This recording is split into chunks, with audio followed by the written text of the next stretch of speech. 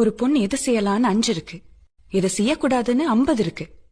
எல்லாருக்கும் பிடிச்ச அந்த 5 நம்ம செய்யலாம், ஆனா நமக்கு பிடிச்ச அந்த 50 நம்ம செய்யக்கூடாது. அவ்வளவுதான், சிம்பிள். வாடி ராசாத்தி புதுசா இளசா ரவுசா போவோம் வாடி வாலாட்டி.